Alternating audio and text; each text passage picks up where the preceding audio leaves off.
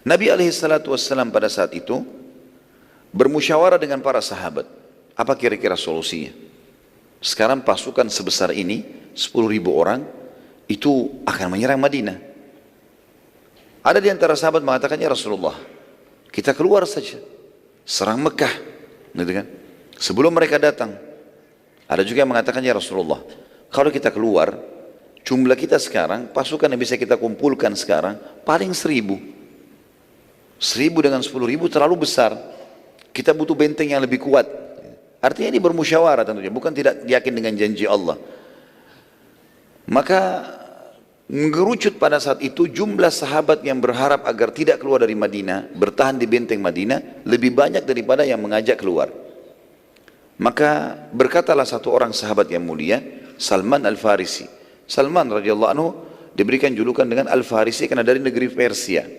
Sebagaimana ada sahabat Nabi yang lain juga, kita tahu Suhaib dari wilayah Romawi diberikan julukan dengan Suhaib Ar-Rumi, ya. Bilal Al-Habashi, ya, dari negeri Habasya. Jadi ini penisbatan nama wilayahnya. Salman Al-Farisi mengatakan, dan dia kebetulan memang pernah menjadi Perdana Menteri Raja Persia sebelum masuk Islam. Dan dia termasuk ulamanya sahabat ini. Karena dia masuk Islam itu masuk Islam dengan ilmu yang luas. Dia pernah masuk agama Yahudi, dia sudah hafal Taurat, kemudian ditinggalkan sama dia karena dia tahu penyimpangannya. Dia pernah masuk Nasrani, ya. Sebelum tentu Yahudi pernah penyembah api, orang Persia. Kemudian pindah ke Yahudi, kemudian pindah ke Nasrani, baru kemudian dia waktu dengar Nabi SAW diutus, dia masuk Islam dan menghafal Al-Quran. Jadi dia satu-satunya sahabat yang menghafal Taurat, Injil dan Al-Quran. Semuanya luar biasa, sampai diberikan julukan ulamanya sahabat radhiyallahu anhu ini. Juga dia punya kedudukan, dia pernah jadi Perdana Menteri di Persia. Dia tahu betul. Makanya salah satu personil yang sangat kuat dalam pembebasan Persia di zaman Umar bin Khattab adalah Salman radhiyallahu anhu. Beliau juga termasuk dalam pasukan yang menembus wilayah Persia.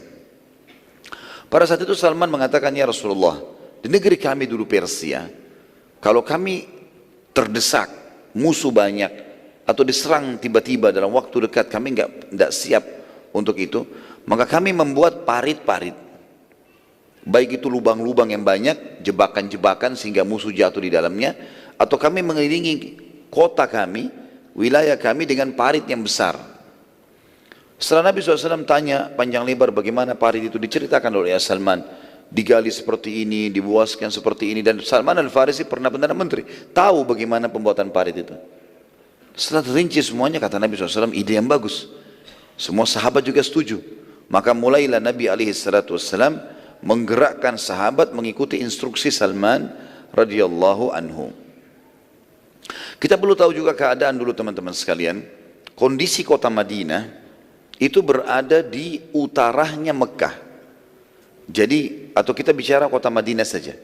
Kalau kotak mihrab ini di depan kita semua ini di atas saya adalah, kita ibaratkan dengan kota Madinah, maka Madinah itu berada di utara Mekah.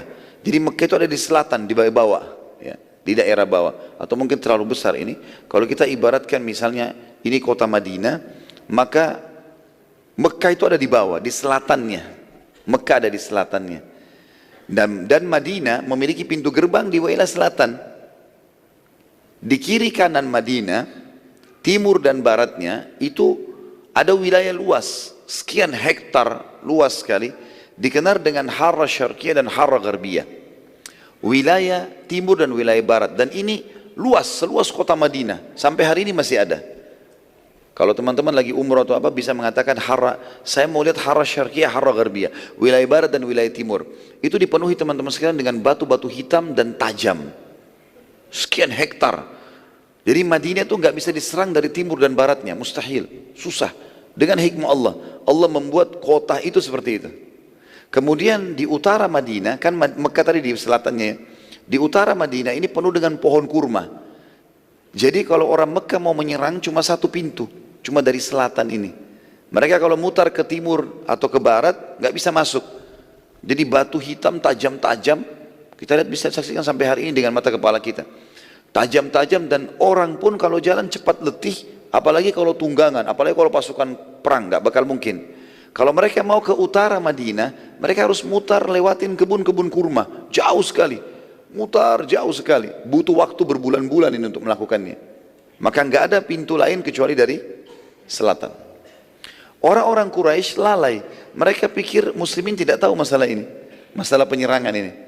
Mereka pikir mereka bisa bergerak dan tidak diketahui.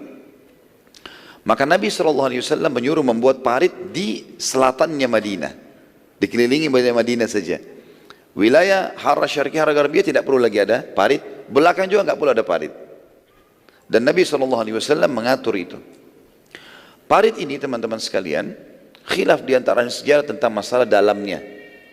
Tetapi yang kurang lebih, ya, saya juga pernah sebutkan riwayat, dalamnya itu sampai 7 meter, lebarnya 15 meter.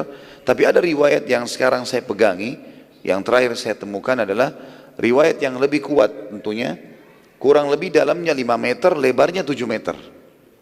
Dalamnya 5 meter, dan 5 meter ini sudah kurang lebih seperti masjid kita ini, ya, dalamnya.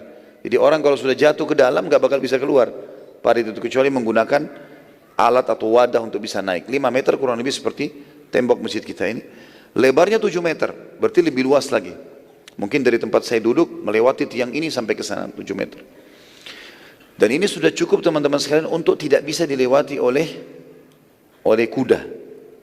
Kalau unta jelas tidak mungkin bisa, tapi kalau kuda biasanya digunakan untuk loncat. Dan kuda biasanya kalaupun dia loncat yang sangat kuat 4 meter, ya, 3 meter, 4 meter, ya, 5 meter itu sudah luar biasa.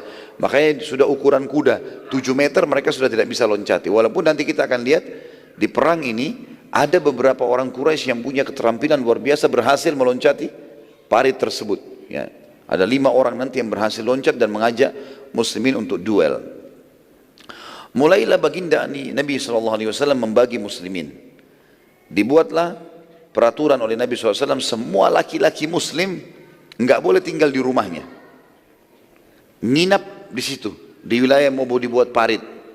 Dan Nabi SAW membagi, setiap 10 orang dipimpin oleh satu menggali wilayah tertentu. Jadi luasnya 7 meter kali sekitar 3 meter atau 4 meter, ya, itu sekitar 7 kali 3 sekitar 21 meter per 10 orang. 10 orang, 10 orang, 10 orang, terus supaya terbagi, mecah, karena luas sekali, wilayah Khandak itu luas sekali. Maka mereka harus menggalinya dan harus menyelesaikan dalam hitungan sekian hari saja. Khilaf dalam sejarah berapa harinya, ada yang mengatakan seminggu, ada yang mengatakan 10 hari, karena pasukan sudah mulai mau bergerak dari Mekah.